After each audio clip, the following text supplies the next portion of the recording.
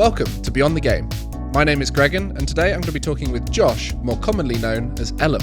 When I first started streaming, I was purely a Warzone streamer. That's all I played, loved it. How I did the hours on it, I actually don't know. But if I'm not going to go down like the whole like being good at a game route, then I should just try and just be myself and just like make it more about from like a personality point of view. I just want to be me, and I want to just have fun and have a laugh and just like build a community that... Did you get was it 6 wins in a row on Fall Guys? Did you get that? We got 25 wins in a row on Fall Guys. Sorry, what? Yeah, we spoke, me, Simon and Viz, and a guy called Dr. Smooth, played for 7 hours, and we got 25 wins in a row. I hope you enjoy this conversation as we get to know Josh beyond the game.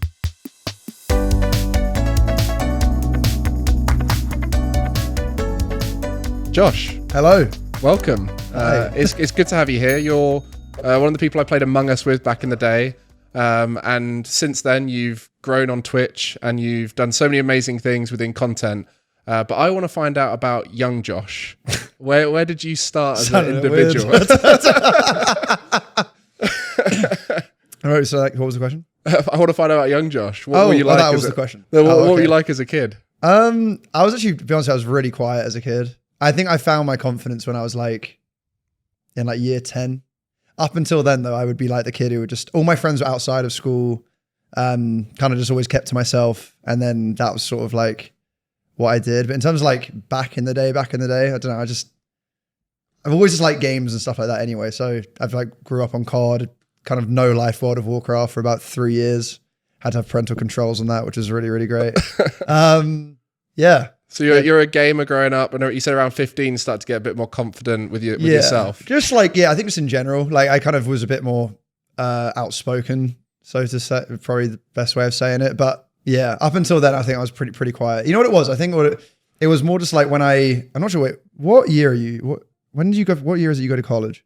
Whenever I went to college is when I kind of was more myself. I guess like year 12, right? So when you start 16. Yeah. When I went to college is kind of more when I kind of, I guess, became more my own person, I would want to say. Because before that, I think, you know what, school can be so rough.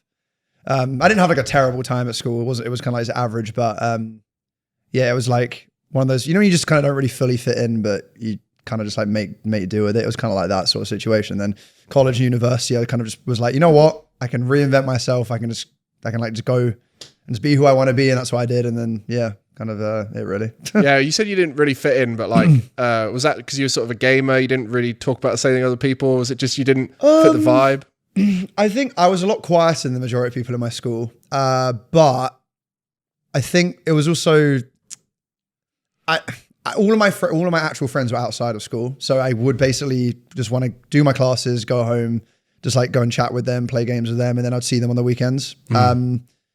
But it was more, I thought it was more like a location thing. They lived so far from me, but I was happy with like the kind of the setup of what it was like, you know? So, not really like any major complaints, but I guess it was when you kind of just find your people, when you kind of just, you're like, you know what? I actually like talking. These people actually care what I have to say. Up until then, it's almost like one of those things. I feel like can I swear? You can swear. I feel like I'm shitting on people when I'm not meaning to, but it's like, I think it's one of those things where it's just when you, kind of find your own group of people who actually kind of listen and like you for you sort of thing, you know? Yeah, I think a lot of people resonate with that in the gaming world, the people who you go home on Discord with and chat with each evening. And I think the world is changing in that sense, where there's now more opportunities to meet up where it makes sense, not just meeting up for the sake of meeting up. You know, people going to gaming events or with esports, going along to esports events, they start to meet those people and it makes it more of a real relationship and connection. Yeah. So with you, so you're at school now and you're a gamer. You went to university? I went to university, yeah. How was that? It was good. It was challenging though, because for some reason, I don't know why, I didn't think anyone stayed at university. No idea why I thought that. I just assumed everyone commuted. So I commuted every single day from Surrey to Portsmouth for 3 years. No way. Yeah. That's so far. Yeah, Aaron, and because of the station, because my family, they moved from where I was when I was at university. But the station we were in, you know when you have like the fast train and then there's like the slower one, but it takes way more stops? I was one of those weird stops. So it was like an hour and a half every single time. And it was horrible. Because there'd be times when like, you'd have to go, you'd like a lecture at 9, and I'd be up at like 5 or 6, which obviously for university students on the whole is kind of gross.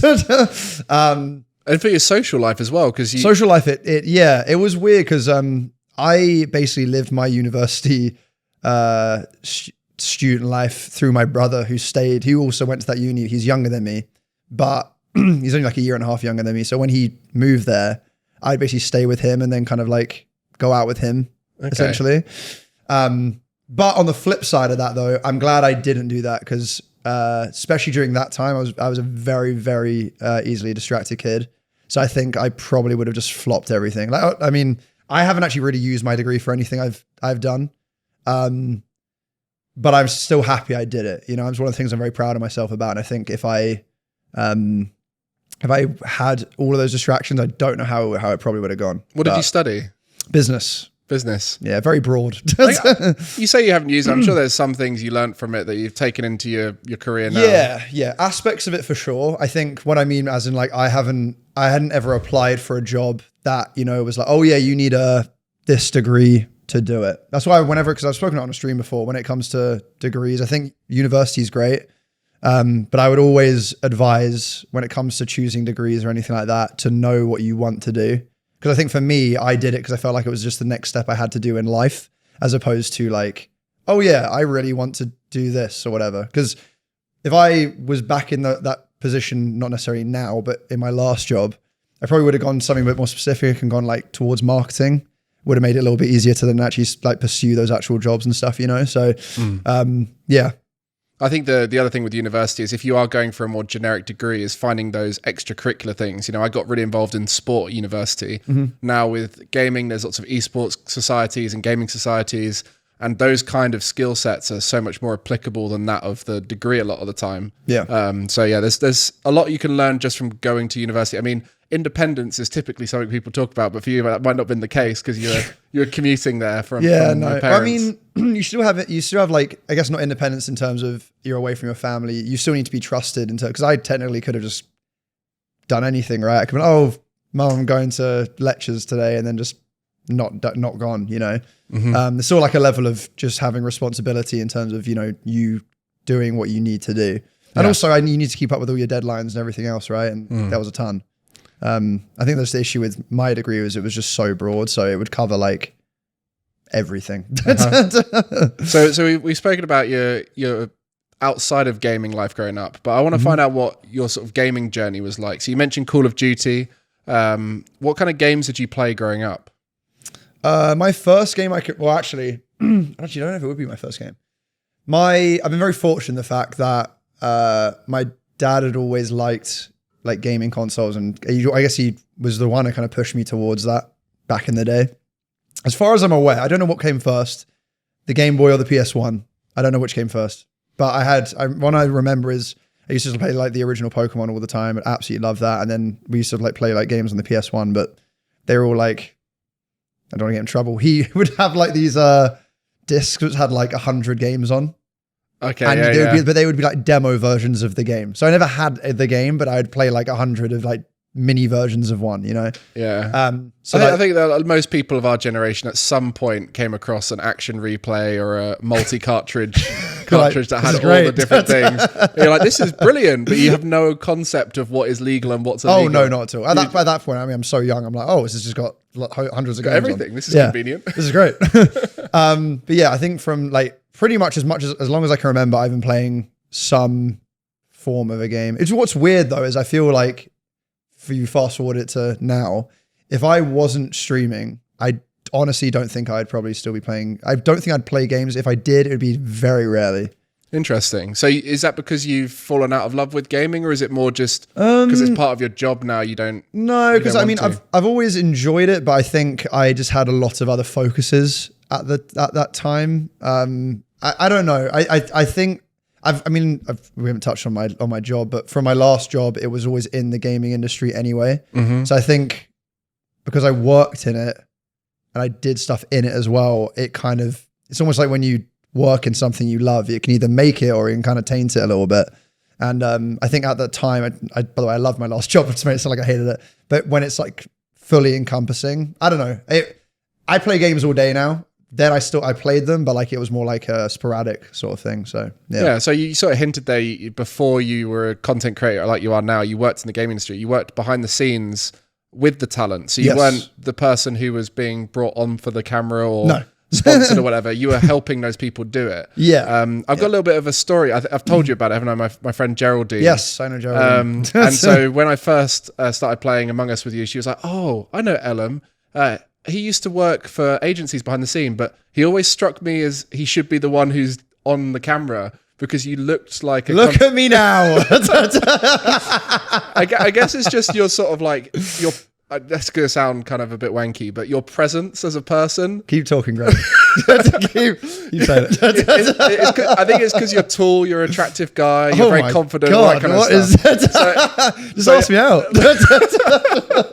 So when you were doing behind the scenes stuff, you must have come across like that. You know, I was scrolling back through your Instagram and some of the early events when you were going, I assume as agency, like esports awards. Were you agency then? I was not actually. Okay. No. So that was 2018. Yes. Right? So I don't think, no, I wasn't. Definitely wasn't. I think I was just before I was starting. Yeah. I had basically got into, I guess, I think a lot, it was really from secondary school. I went to secondary school with AliA. Probably the majority of people know who he is. He was one of my best friends through school and up until now as well. And he kind of like introduced me to like a group of people, which I guess we just got on really, really well, and they just became my friends. And they just invited me to those esports awards and stuff. But from them, they introduced me to the guy who owned the agency that I worked at, who just was like, at the time, I was like, I don't really, like, you're a good friend of mine. I don't want my friend to become my boss. But I took it anyway. So just because it was like a dream job to do, you know? So, yeah. So what was your job then? So you're working on agency. Was there a specific part of the agency you were working on? Well, I switched. So how it was basically broken down is you would have like account management side, which would look after the retained clients of the agency. And then there would be campaigns, which would be like one-off campaigns, just like one-off brand deals just for an influencer, and that would be it. Which you would hopefully then turn at some point into like a long-term client. I worked on campaigns initially, and then it wasn't really for me because it was just very high paced. It's like you're just churning deals out repeatedly. I quite liked the idea of just getting to know and looking after a client and kind of nurturing that relationship and just like getting to know people past just having like a 2-day conversation with them and then that basically being it. So I kind of moved on to that basically. Yeah, and then so you did a bit of that. You went along to some events. You got these account management jobs in. You're getting sponsors for people. At what point were you starting to think maybe I could be the content creator? There wasn't any. There wasn't? None. So Zero. How did that happen? I've always said before I quit to become a full-time streamer, I loved my job. And if I wasn't streaming, I would like to think I would either be at that same place or in a company which is like it or a publisher or whatever. But yeah, I think for me it was sorry, I've completely lost the track. What was the question? So when did you start to realize you were going to be a content creator? You were becoming a content creator? Yeah. Basically, kind of like COVID, really.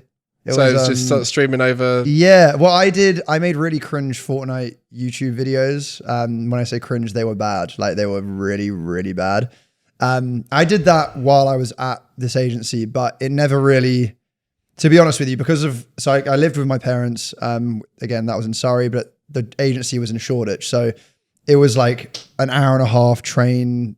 You're leaving at like 7 a.m. You're getting back at like 9 p.m. Balancing content creation of any regards. And that is pretty much impossible. Like I've always had the interest of being a content creator. But I didn't feel like it was actually feasible. I was more just doing it because I just had fun with it, which is always my biggest advice when it comes to anyone to do with streaming is just to have fun with it. Basically what happened was lockdown happened and I said to my friend, I was like, I don't really know how I feel about YouTube videos. I just kind of just want to play games and that's what I enjoy. I was just really enjoyed watching like Tfue at the time and stuff like that. And I was like, this is sick. He just gets to like just chill, play games, talk to his friends, has like an amazing community. Just like, it's great. And a friend of mine said, why didn't you just stream then? And I was like, well, I don't know how to do it. So he helped me set up the whole thing. And obviously because of lockdown, you're getting up slightly later. You're finishing work at say 5, 6 p.m. So there's that extra 2 hours. So I basically would go from getting up at like 8, working till say 6, have an hour's break, and then streaming from like 7 till like 2, 3 a.m. And I did that every single day for about a year. Wow. Yeah. So that was kind of like, I think for me, it was one of those things I've always enjoyed, but I saw, obviously COVID was a terrible, terrible time for numerous reasons, but I saw a window of opportunity in that. And I was like, if there's ever a time for me to try something new, it's now when I have way more time on my hands and I can't see anyone. I might as well just give it a go. Yeah, I think a lot of people really succeeded in content through COVID just due to that, well, I may as well give it a go mindset, because a lot of the time that's the first step to being a content creator is that, oh, I've got nothing to lose, so I'll try it. And by being forced at home or getting extra time by working from home, like you said, you didn't have to travel in. That allowed a lot of people to try that content creation. And also, you couldn't go and engage in your hobbies. So a lot of people just put their head down and gave content creation a go. And we were talking a little bit before about what is the formula for success for content creation. Because I look at you and I see that you're someone who didn't go viral. You didn't just suddenly get this massive boom in views from a video that popped off, or, you know, a collaboration that blew up or anything like that. You slowly grew over time and you put the work in. And I sort of categorized it into 4 areas for success. One being hard work. You know, you mentioned about doing those crazy hours on top. A lot of people talk about how passionate you have to be when you're a content creator. You have to be more passionate than everyone else. Quality, you know, whether that be the quality of the person, the content, the production, the thumbnails and title on YouTube, for example. And then there's the other 2 that are kind of the ones people forget about, which is virality, which is not really in your control a lot of the time. You can kind of force things into virality, you know, TikTok. Especially with TikTok. That's the thing. But then you can't always control it, right? Because it's an algorithm-based thing. And even if you get viral, are you going to sustain it afterwards? And that's always quite tough. So there is some things in control, but there's a lot of it's out of control. And network is the one which I've seen have the most success in general. I mean, you just look at some of the biggest content creators in the space. A lot of them are friends of another big content creator. And you mentioned AliA, and how that was helpful for you in connections throughout your journey. And for me, a lot of my esports stuff has come through connections. So you've mentioned those 3 areas, hard work and network. What was your quality, I guess, is the thing that I was getting at here. What was your quality that you felt like made you stand out as a content creator and allowed you to grow? I think, you know what it is? I think there was a pivotal point where so when I first started streaming, I was purely a Warzone streamer, and that's all I played, loved it. And how I did the hours on it, I actually don't know. But I kind of reached a point when Among Us came out where I was like, I'm decent at Warzone, but I'm never going to be like, you know, if I'm not amazing now, I'm never going to be amazing. I'm putting in these hours now and I'm still like only decent. It's just never going to really happen. So I think for me, I kind of realized that, well, if I'm not going to go down like the whole like being good at a game route, then I should just try and just be myself and just like make it more about from like a personality point of view. And I think for me, that's kind of like what was the game changer really, is that I just kind of was like, you know what, let's forget about the whole, I just want to get like 20 kill plus games and that's my main objective too. I just want to be me and I want to just have fun and have a laugh and just like build a community that kind of also wants just to have a laugh and be lighthearted and just have fun in some games. And, you know, we meet people along the way, amazing. You know, if we're just doing some solo streams, we just chill with each other, you know? So it's, yeah. Yeah, I guess one of the qualities that's really hard to define is sort of the want to collaborate with someone. And I feel like you're one of those people who's had a chance to collaborate with so many amazing people. And a lot of it is firstly due to you working behind the scenes. You know what it takes, just sending off messages. I remember shortly after we met, you know, you sent me a message like, hey, we should play some games sometime. Yeah. And it's those kind of skills around networking, which we mentioned. But even just your personality is a great one to add into a group.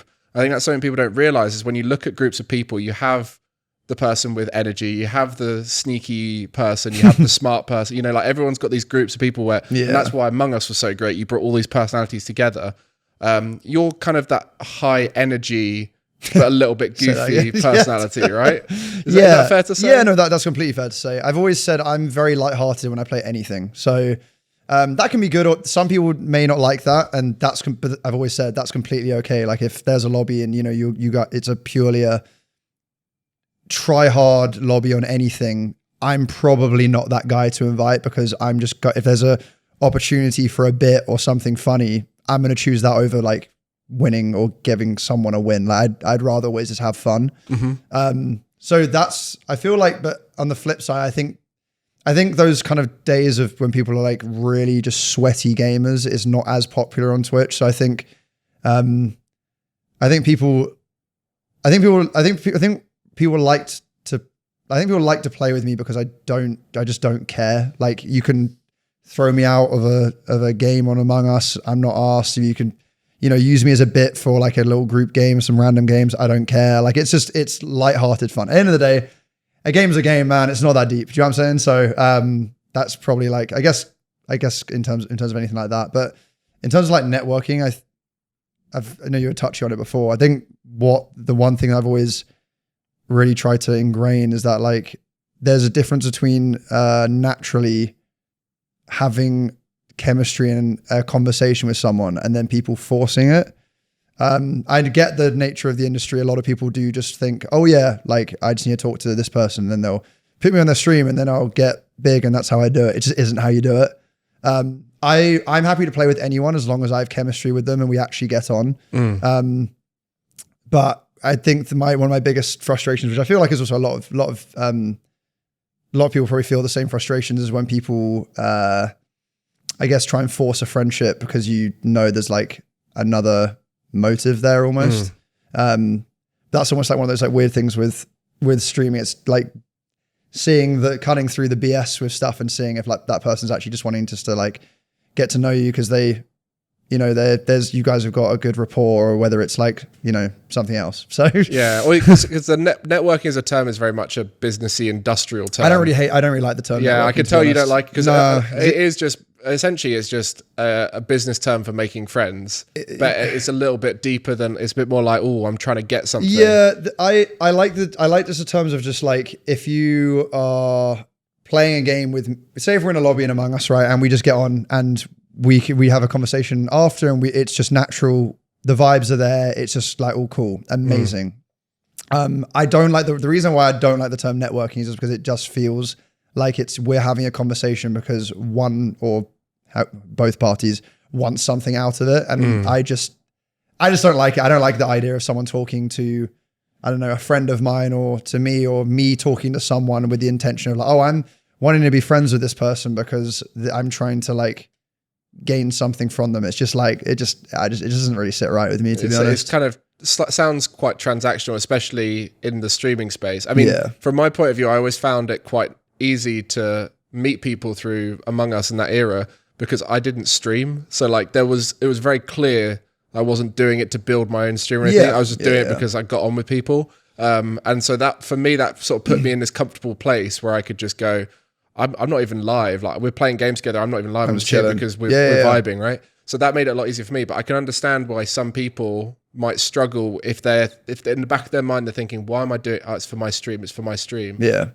Which I think that, again, that's something like you just mentioned there about networking and how you don't like that idea because you just want to vibe with people. Yeah. I think that's a good lesson to learn there. That's why I think Among Us though is so special in terms of what it was, is because I met pretty much everyone that I know now because of Among Us.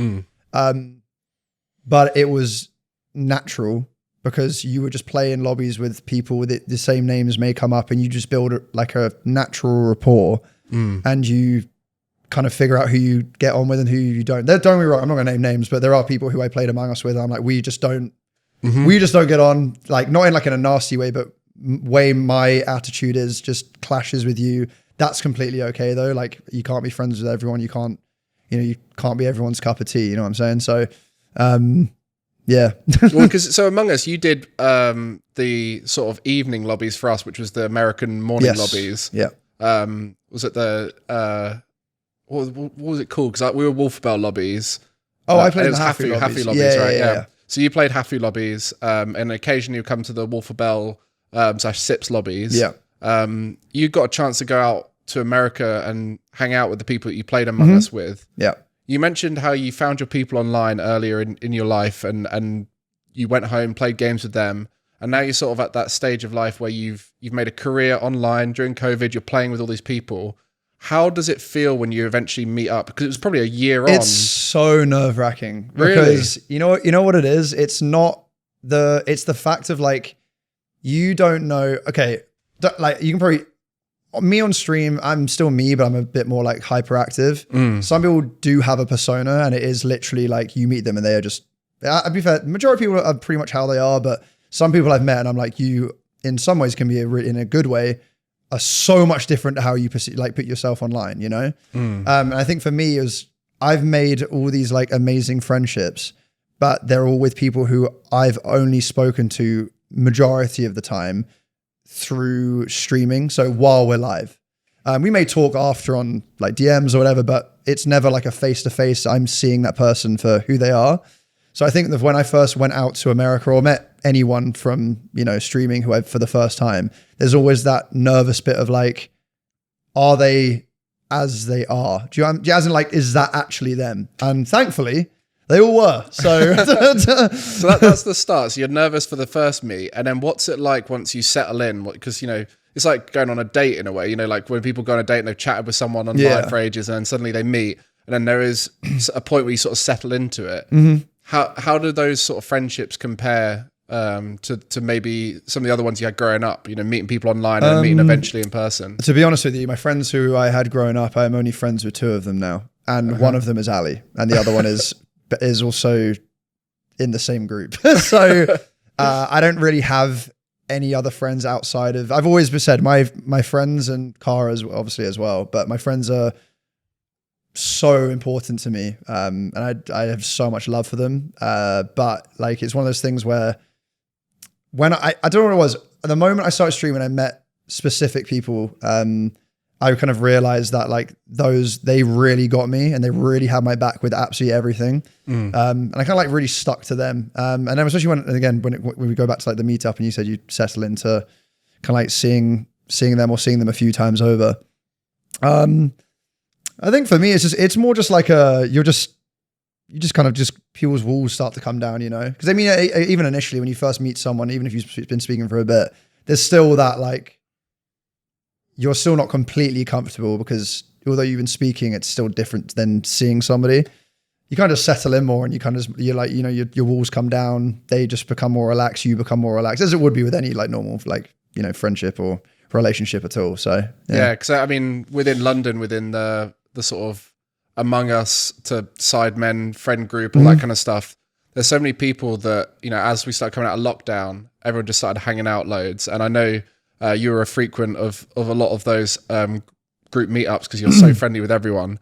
And like, I feel like it was such a crazy transition in everyone's life because it was like a hard reset. Oh, 100%. Yeah. And so especially for you, where your career has changed, your friend group has changed, you know, based in London, you know, you were in Surrey and now you moved to London. So it's like a whole different lifestyle. And I think it's really changed my idea of what friendship can be, because it's not all about having those people who you know, see constantly, but having those really strong connections with people that, you know, you can meet up with every 2-3. This sounds really bad, but it's just like adult friendships, you know? Oh, no, I get what you're trying to say. Because like, you always 100%. hear about that from your parents. You're like, oh, you know, you get friends who you don't see for years. And then you see them and it's like, fine. And you see it's just so normal. No, I completely feel that. There are people like, I think, because there are people who I think if we didn't see each other, it is kind of weird, but then there are people who are like my best friends who I'm like, if we don't see each other, we don't talk for a couple of weeks or whatever, it's like, it's cool. Cause I know we're cool, you know? Yeah. But yeah, no, it does change your perspective entirely. Like if, you know, I've been streaming, I think roughly for about 3 years now. If you said 3 years ago from what happened, where I was there to like now in terms of just like everything in life, never would have believed you. Everything in my life has changed, like from relationships, friendships, job, where I'm living, like just everything has, all for the better. Just want to point out without shitting on anyone, but all for the better. But like, it's been turbulent for like the right reasons though, you know? Yeah. And the reason why I bring it up is there's so many people right now who are probably playing online with their friends and probably a bit anxious to meet up maybe with those people who they're really close with online. Cause the idea, you know, you grew up the same generation as me. You got taught, don't meet up with your online friends. Yeah. You know, Yeah, keep yeah. them at a distance, keep them online only. Whereas now it's very normal. And for me anyway, I find it's more special, the people I've met online and now hang out with in person. Yeah. But enough about friendship and everything. We take a little break to go to the regular question we ask everyone. So we ask every guest what their top 5 games of all time are. Of all time. Top 5? For you, yeah. Bro, that's a lot of games. And a lot of people who come and sit here are people who've made a career out of a game of sort. Okay. And so people often chuck those in, like obviously I'd chuck Rocket League in personally, stuff like that. But if you want to have a little think on that and give me top 5 games. Yeah. So Any that jump out instantly, that's always the interesting I'm not going to rank them though. Just like No, top you don't 5. have to rank okay. them, yeah. Well, Among Us has to be one, obviously, because it's just great. It's changed your life. You know what? This is going to be such an unpopular one. I'm going to say Fall Guys, you know? Do you know what? Earlier, when you said earlier, like, oh yeah, I just vibe on the stream. I don't try hard in any game. I was sitting there thinking, Bro, Fall Guys, I tried hard. You were sweaty at Fall Guys. Yeah. No, I you know when they made it free to play? That's when my true, you know what the thing I hated is that Fall Guys, unfortunately, is my game. You know, some people have Valorant, some people have COD. I have a child's game. But that game was so good. Like me, Simon, Viz, we would like do like all these like Fall Guys challenges. They were so much fun. We did Twitch Rivals, got like 3rd place, and it was sick. Because you just win game after game in Fall Guys. You know what it is with Fall Guys is I feel like I can play that, but I can play it in autopilot. The reason why I like that game is because I'm good at it, but I'm not trying that hard. Because it is a child's game. Well, it's also one of those games that's great for Twitch in the sense, if you're good at it, you get to read chat more. This is exactly it. Because I could read chat while I'm playing and it's fine. Whereas like you're playing COD or Valo, you can't read chat. Like if you're playing Valorant, you're trying to like focus on stuff, you're looking at angles, like you can't look at chat. And for me, I feel like we're sidetracking off of like the question you actually originally asked me. But for me, being able to talk to my chat is like my number one thing. So if there's any games that allow me to do that, I tend to move towards that as opposed to like your hardcore, just like, oh yeah, chat's here, I'm just gaming sort of thing. It's just because it's not really me. But those Among two. Us, Fall Guys. Among Us, Fall Guys, I would probably say Modern Warfare 2 just because of like the good vibes back in the day. Like I remember just running home, my mum managed to get me a copy from like a local game store and just playing that non-stop with my friends. It seems to be the most popular of the Call of Duties whenever I ask people about it. I think by far. I think it's because it was just like a little, like golden era where like everyone was like just like really into gaming. Actually, me and Ali first, I actually thought Ali hated me when I first met him because of Modern Warfare 2. Because I joined one of his games when he was trying to get a nuke and I killed him. And the next day I saw him in school and he punched me in the stomach. And then, because he was recording a video. Oh, but the thing is, it's not even like it wasn't like it was unwarranted. I joined his game. You know, when you go onto PlayStation, you could press join game, and I could see what he was trying to do. I joined with the intentional purpose to eliminate him. So like, it was completely warranted. You know, I was just a typical like teenage troll. I was like, oh, this is gonna be so funny, and it just wasn't funny at all. But we moved. So that's why Modern Warfare 2 is number 3 on your list. Yeah, because I got punched in the stomach from Ali. I would say it's got to be, I don't know if I can encompass Pokemon as a whole or whether I couldn't say a game. This was something I was thinking about because Pokemon would be in my list and I had to think of which one it would be.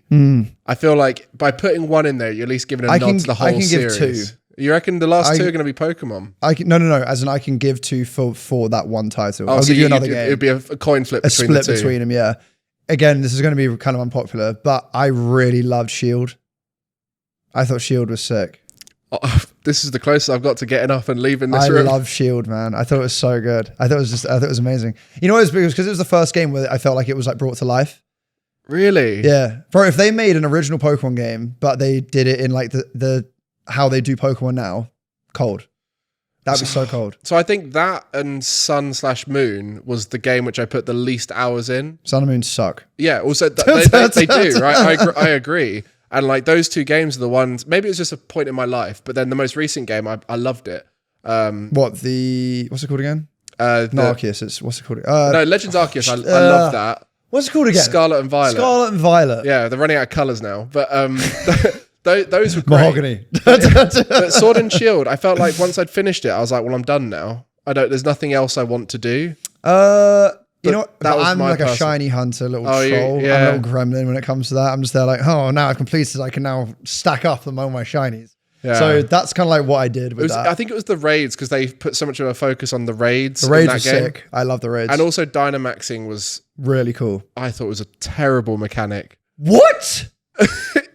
Bro, it was sick. Have you not watched Pokemon Journeys? Then you haven't, have you? No, I haven't. No. You used to call yourself a Pokemon fan. Pathetic. Yeah, I mean, I just feel like Dynamaxing, like I couldn't be bothered to do it in the game because it was so long, the animation, and it was so broken that if you wanted to win a battle, you could just Dynamax and sweep. You tell you what, the worst mechanic they've added in it is in the new one when you become a crystallized gem. No, but it's so good for the competitive scene. Terrestrialization.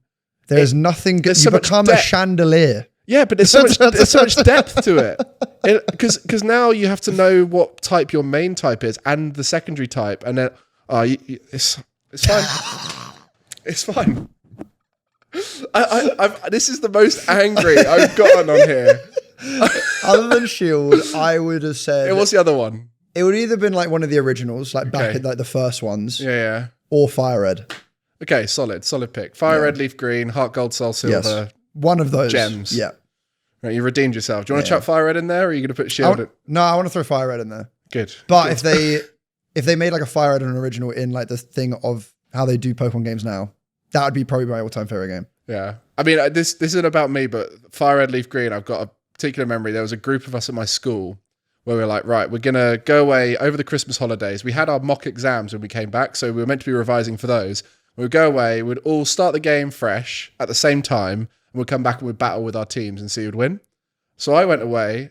I did like EV training, IV, like checking IVs. I'd got the right natures and everything. Bro, you're such a gamer. I trained them 20 levels higher than everyone else did. So all the EVs and stuff didn't matter because mine were just way stronger. I created the perfect team that worked together. Came back and they were like, "Yeah, I gave up halfway through." And I'm like, I didn't revise for my mock exams.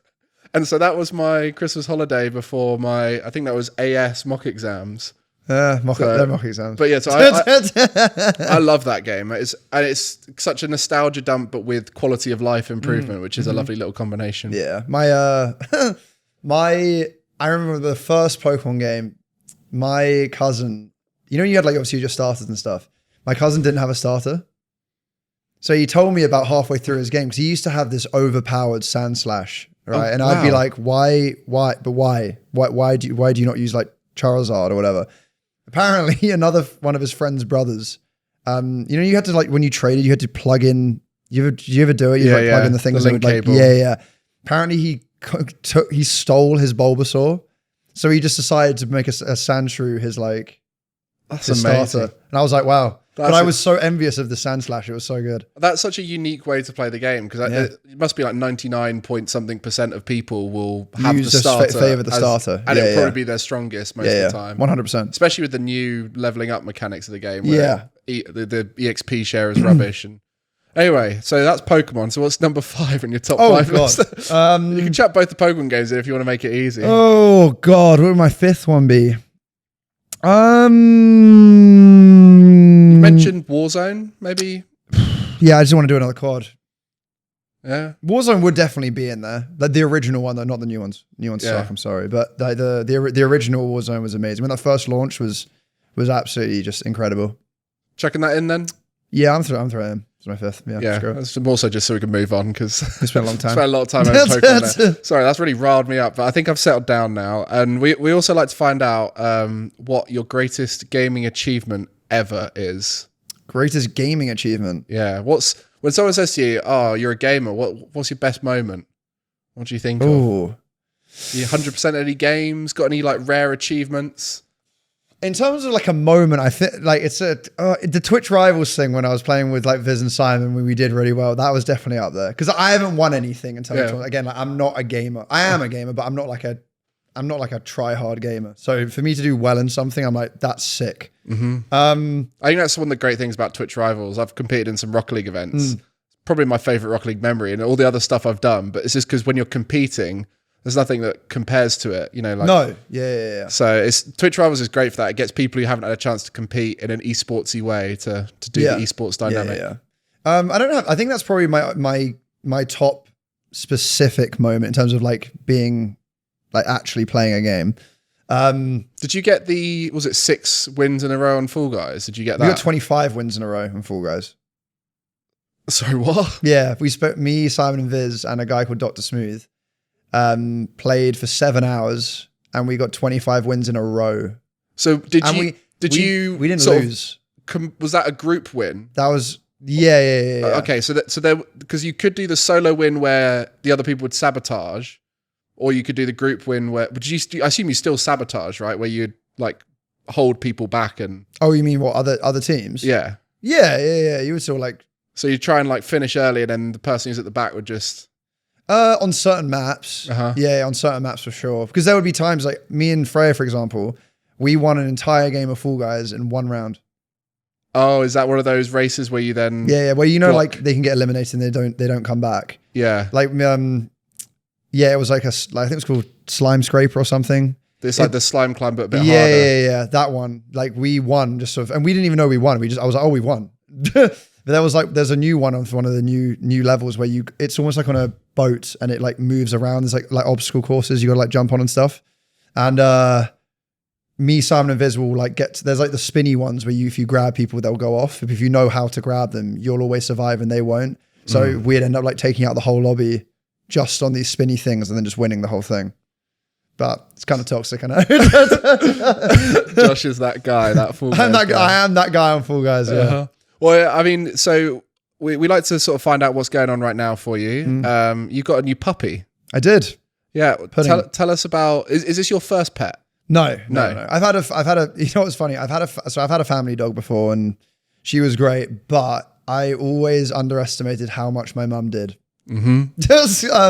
She's great. And I'll be honest with you, I'm so thankful, obviously, like, in terms of like Cara as well. I wouldn't be able to do it by myself, I don't think, but, cause we kind of like 2-man it.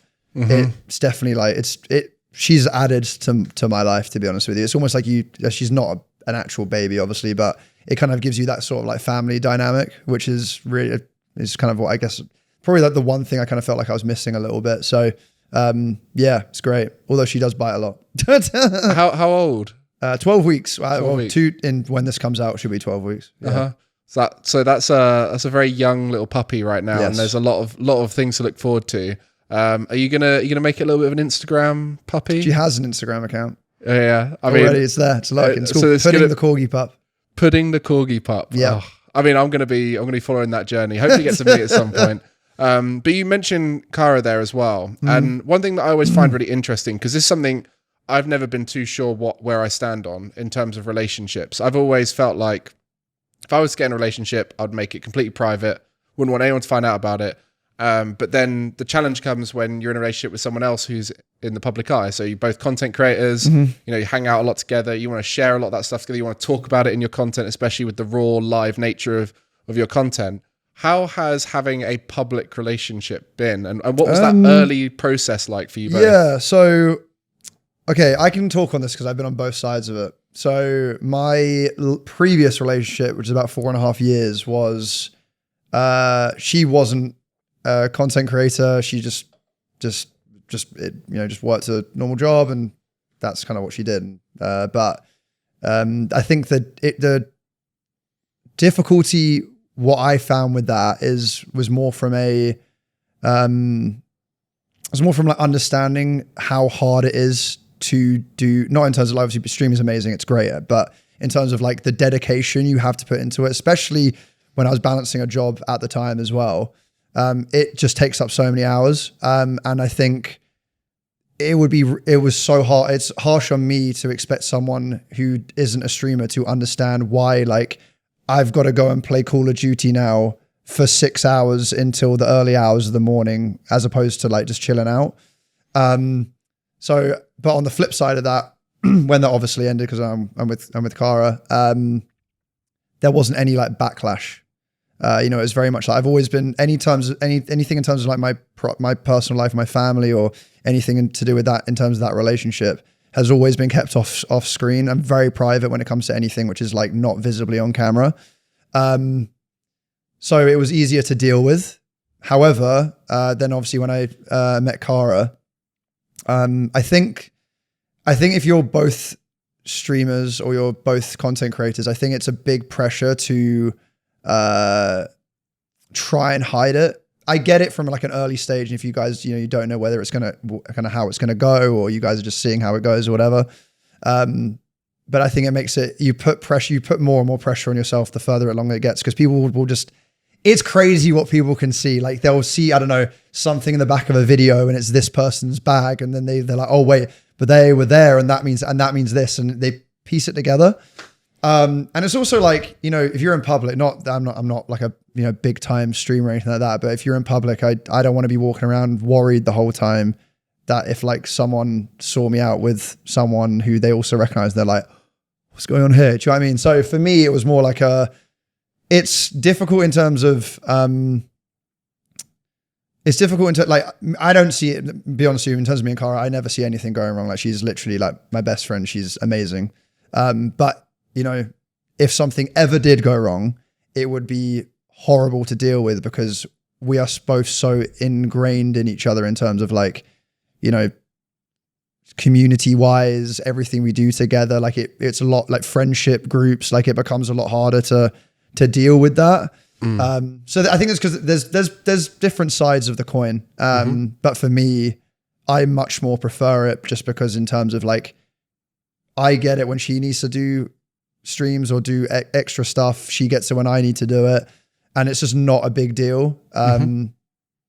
But yeah, you just have to kind of hope that obviously nothing ever goes wrong. I don't see anything ever going wrong, but it's more just like there's always that side of it. You know what I'm saying? Yeah, I guess that's the challenging side of it. And there's also a little bit of people judging your relationship, which can happen. But I guess the way you guys do it, because you're making the content together, it's not like you're hiding anything. I think it would always be tougher if it was semi-secretive, like where people knew, but they didn't hear enough, because then they'd want to find out more. Yeah, to be honest with you, in terms of on stream, I'm very open about everything. From like, anyone who's watching this from my chat, I'm very open in terms of like my mental health or just mental health issues or anything to do with my relationships. I'm very open with, because I'd rather be very open with it and people know about me for me, as opposed to me kind of like keeping a certain aspect hidden or keeping this hidden. Because I just think you're putting more pressure on yourself and more pressure on the relationship.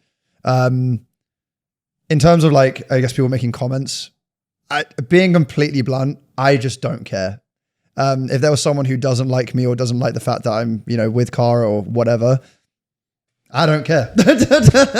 I am. So yeah, that's probably the one of the toughest bits about being a content creator, is getting over that hump of ignoring people who don't say nice things, or absolutely, who write for the wrong reasons. Yeah. Do you feel like there was a mental switch with that? Did you ever learn something that made you particularly good at that? This is something for me, because this is one of my goals for 2023, is dealing with just the dumbest things that you read and then it ruins my day. Yeah, no, I get it, because it's a really harsh reality of it, but you kind of just get used to people shitting on you. It sounds harsh, but you do. At the beginning, I remember the first time I upload a YouTube video again, when I made like the Fortnite things, people would be like, one person said, "You have an annoying voice," right? Really not that deep. I took it so deeply. I was like, why did they say that? And one of my friends said to me, they went, would you ever, if you didn't like a video or you didn't like a stream or whatever, is there one part of you that would ever visibly write that to that person? I was like, absolutely not. I just wouldn't watch it again. Or I just wouldn't click on it again. He was like, exactly.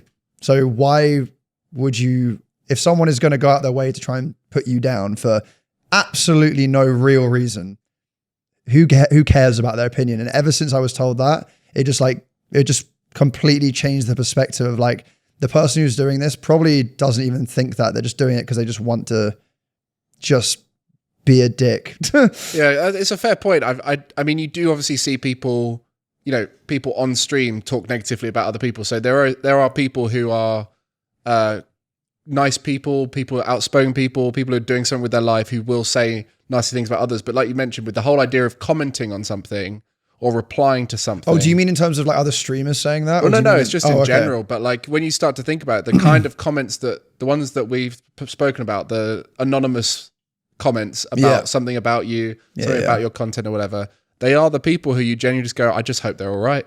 Yeah. I just hope whatever's going on in their life that's made them feel the need to do that, I hope they get better. Gets better. Some comments can be pretty, I mean, I've been called every name under the sun. I've had like, previous relationships they've been sent messages from people which are just like not okay. Like you can get, unfortunately, because of the nature of the beast, if like, I've always said on stream, I think it's about knowing yourself, like knowing you as a person.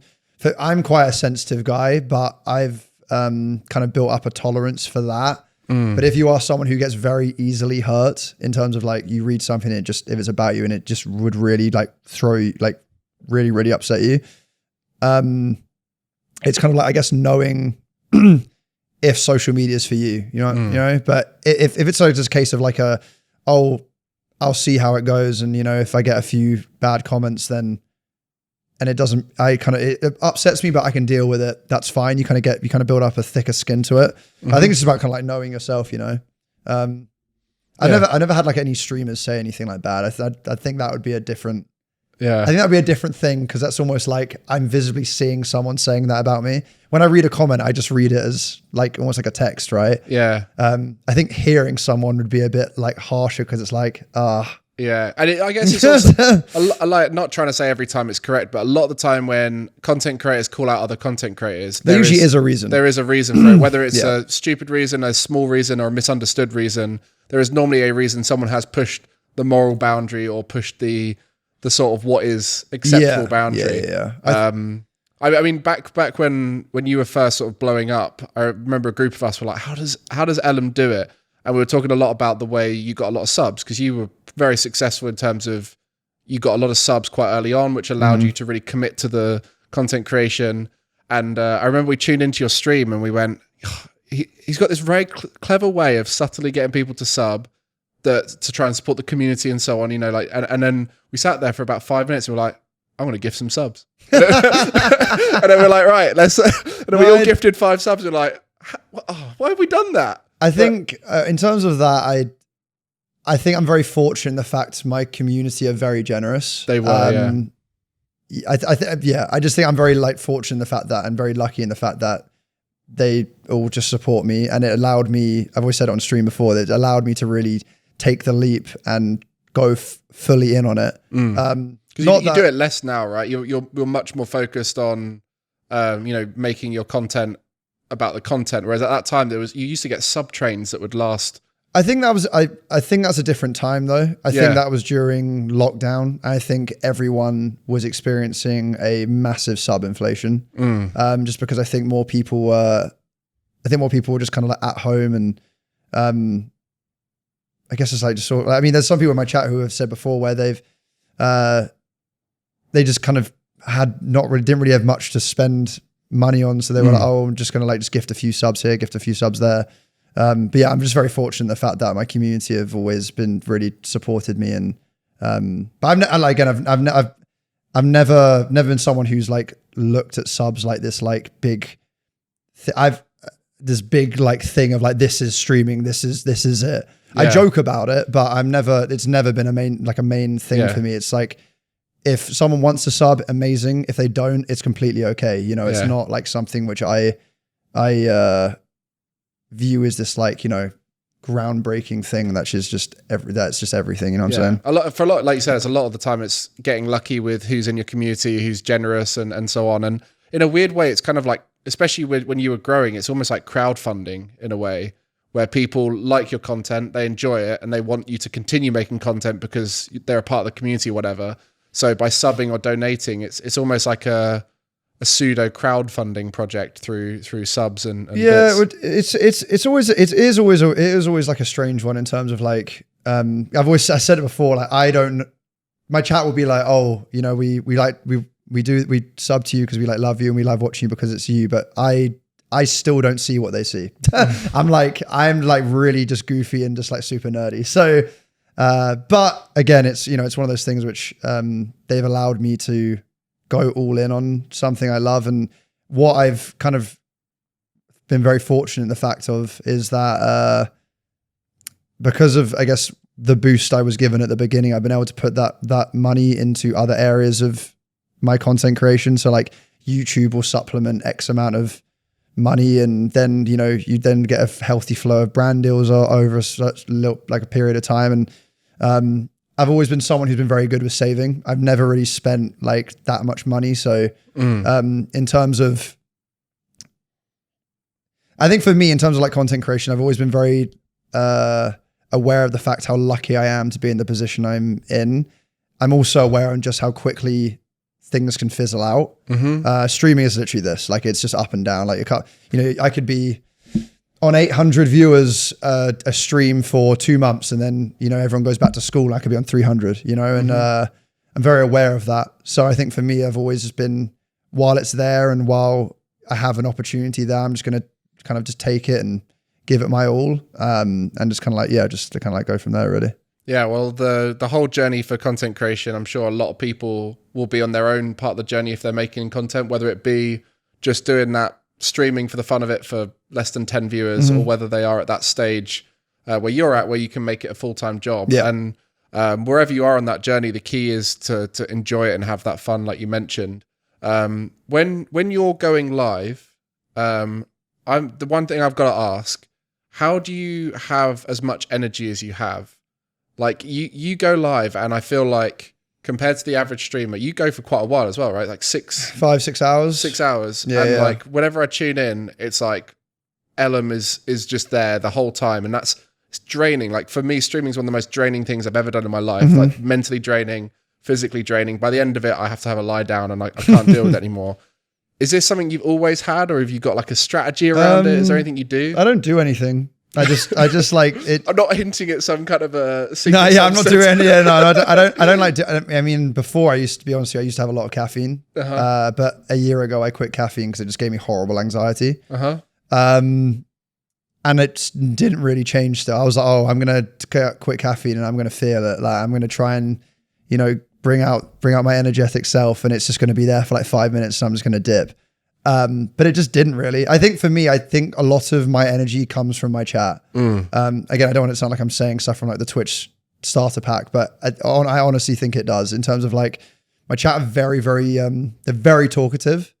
And if there's ever like funny moments, they always like laugh along, and I get an energy boost from seeing my chat having fun. So when I'm saying hello and everyone's like going crazy and stuff, and it's like, it's just fun. I'm enjoying myself, you know. I think for me, if I've ever done something or a stream which I haven't enjoyed, you can kind of visibly see, because I start to crash a little bit.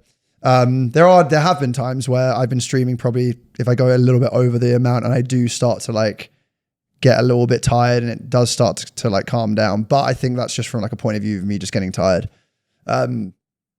Yeah. But honestly, I think the majority of it is just me just having fun. And when I'm like happy and I'm like having a good time, I'm very excitable. So like it's, I also try and like match the energy, I think, of the people I'm with. So if I'm playing games with people who are also very chaotic and they like to sort of like goof around, I vibe off of that.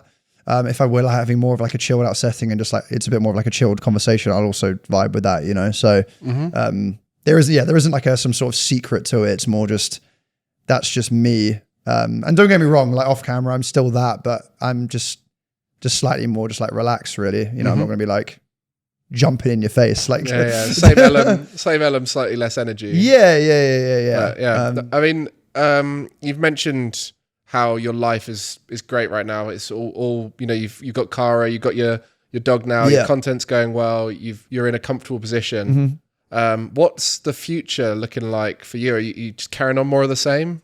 Honestly, just carrying on more of the same. I'm trying to like put a bigger focus on YouTube as well, because my long-term thing, you know, long term, we're talking in like, I don't know, maybe like 8-9 years. You know, I still want to be streaming, and I would like to still think that I would be streaming, but I would like to do maybe a couple of less streams a week, but make them like packed with just like packed with like really, really like good, like well-organized lobbies, like just fun stuff, and then have YouTube kind of supplement around that. So it kind of brings up more quality as opposed to, I guess, just always just going live and just streaming as much as you can, which is obviously a great thing to do in terms of you being a streamer. But as you said, it does get tiring. And there are times where where did I go? I went to America recently. And by the time I came back and had a rest, I realized just how overworked I was because I must have been going like fumes because I came back and the energy I had on stream was just like, I felt good. Whereas like the last 2-3 weeks before that, I was going live, but I just wasn't feeling good. And it was like, I think my chat could also see that a little bit as well. Yeah. And you start to see that decline in various different things. Like you might see less chat interaction, you might see less viewership, you might see whatever it is, but you don't even realize that there's something about you that's I don't even think it was necessarily from a numbers point of view. It's more just from like me. Because I think I would finish stream and I wouldn't feel good. Whereas like, I think for me now, I finish stream and I feel fantastic still. I don't feel, it would be one of those situations where I'd finish stream and I'd almost have to like stare at a wall for 10 minutes just to kind of like decompress. Yeah. Whereas now I've finished stream and I'm just like ready to go and do something else, you know. Important to get those rests in that. But it's one of the scariest things to do as a content creator is take a break. Oh, for sure. And you worried next time you go live that everyone's going to be gone. But yeah.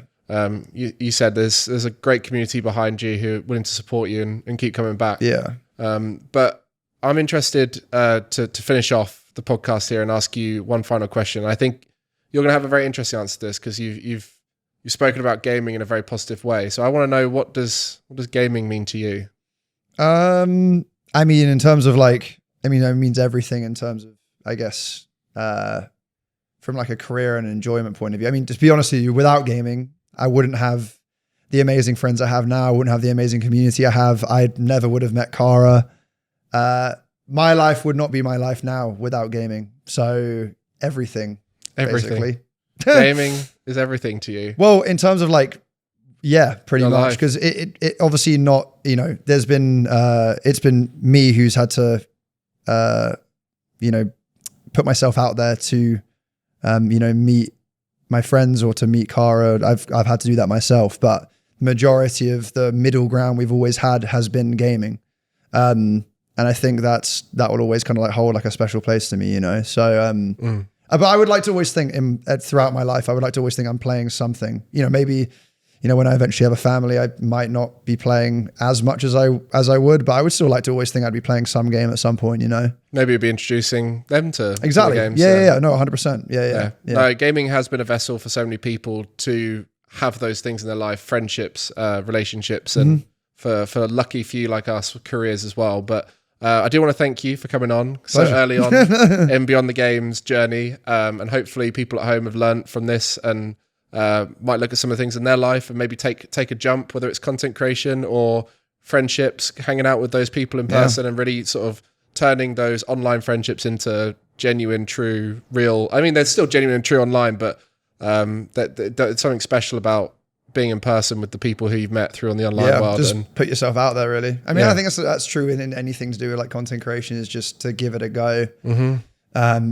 And just not to take it too seriously, I think a lot, because I mean, gaming's meant to be fun, right? So it should be, everything else that kind of encompasses it should also just be fun. I think, I know you're trying to finish the podcast. No, you go on as long as you need to.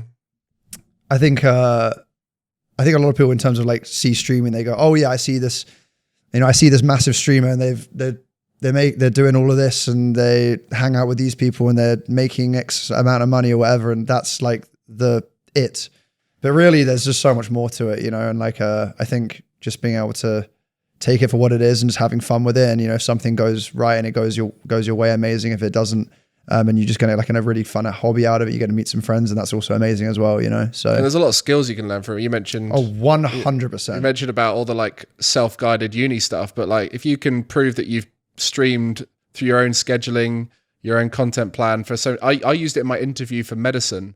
I was a content creator that I made videos. It works, right? And they were like, well, what do you have to do? And I was like, well, I do this. Yeah. Like, okay, that's a good sign. You're going to be able to manage something in your life. So yeah, there's so many things to take away from it. We're almost starting a second podcast. I know. Thank you, Ellum. Yeah, I know. But I will have to get you back on to chat more and hopefully we'll be able to talk about the journey of your lovely puppy. Yeah. Won't be much of a puppy anymore at that point. Probably a full-on dog at that point. But thank you very much, Josh, and I'll see you soon. Pleasure. Bye.